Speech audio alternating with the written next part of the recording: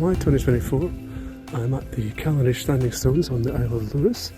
First time I've been here for some years, and the reason we're here at this time is because we're expecting to see the low moon, and that's the point in the moon's 18.5-year cycle where it appears to be lowest in the sky.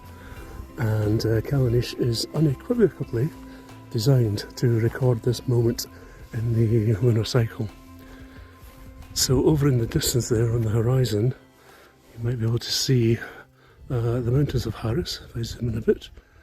And that figure there is called the Sleeping Beauty, or in Gaelic it's actually the Old Woman of the Moor, but they call it the Sleeping Beauty. And at this time in the moon cycle, the moon will rise out of her thighs. It will skim low across the horizon, barely getting more than 1 degree above the horizon.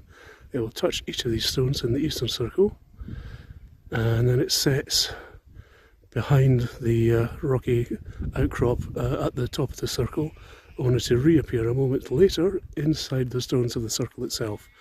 So it's like the god is coming to earth and just touching the earth every 18.5 years. Quite a marvellous spectacle. I was last here in 2006 to see it, and at that time it was quite cloudy. So we got an impression of the moon, but it wasn't exactly a clear night. Tonight is actually the night before the full moon, and we're not quite at the maximum standstill position here, but this is probably, we hope, the best full moon of that time. The actual standstill is April 2025, but we think this is going to be the best full moon. Quite a magical light at the moment, as you can see.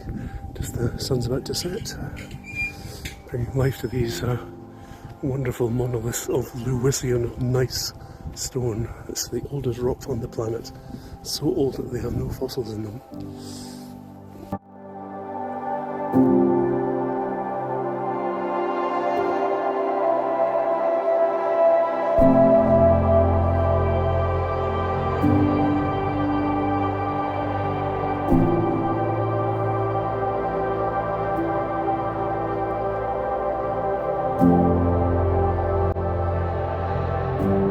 The rock outcrop you can see at the back there is called the Nokan Tursa, and the moon just appears to disappear behind that, but then just as before it sets you get a little flash coming back through down the avenue, and somebody standing in front of this cairn here would be momentarily backlit by the setting moon.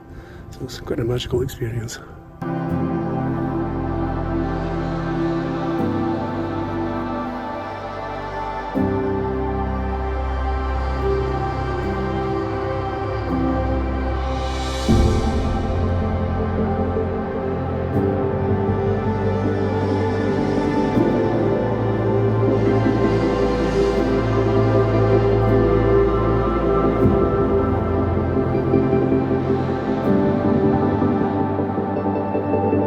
And over here we're looking towards Callanish II and Callanish III here. There's actually about 12 sites in the area, all of which seem to be designed to record various aspects of this low moon phenomenon. From various points you can see where the moon is just barely appearing in a notch in the hills in the distance. Other times it's where the moon rises, it records, and so on. Margaret Curtis, who was the resident archaeologist here, knew a great deal about this and is actually instrumental in recording most of these sites. And she was here the last time I was here in 2006, but sadly she passed in 2013, I think it was. So we're on our own now. But thanks to Margaret, we know about the marvels of this monument.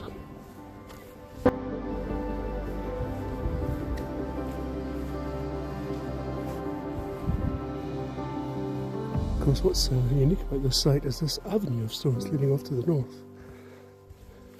I mean, there are other sites with avenues like Avebury, but this one being aligned to the north is quite unusual. And a lot of these stones have been discovered by Margaret Curtis and her then husband at the time, Gerald Ponting, just by poking rods into the ground.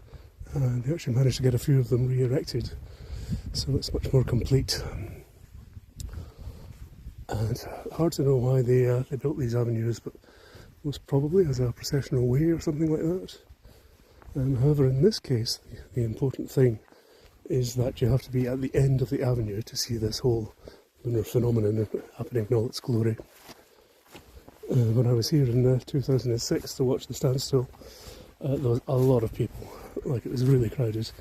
Loads of people with cameras and tripods and, you know, drums and djembes and chanting and singing, you name it.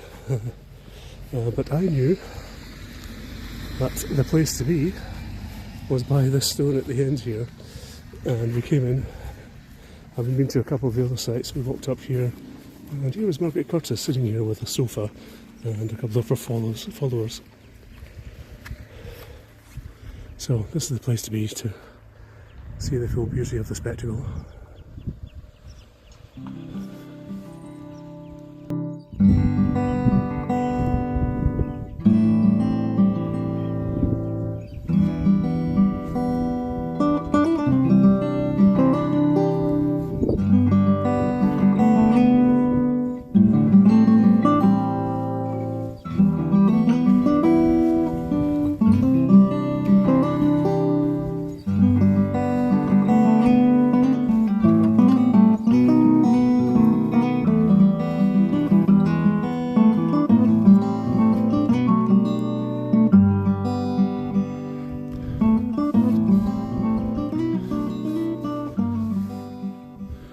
I used to think that these were frozen men, actually, which is a mix of change, because normally it's frozen women who've been turned to stone for dancing on the Sabbath or something.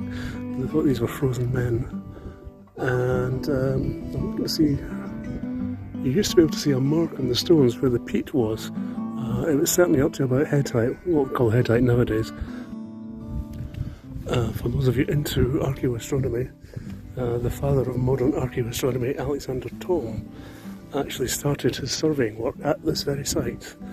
He was sailing his yacht into the loch here below and saw the stones and decided to make an accurate survey of them, and that's how it began.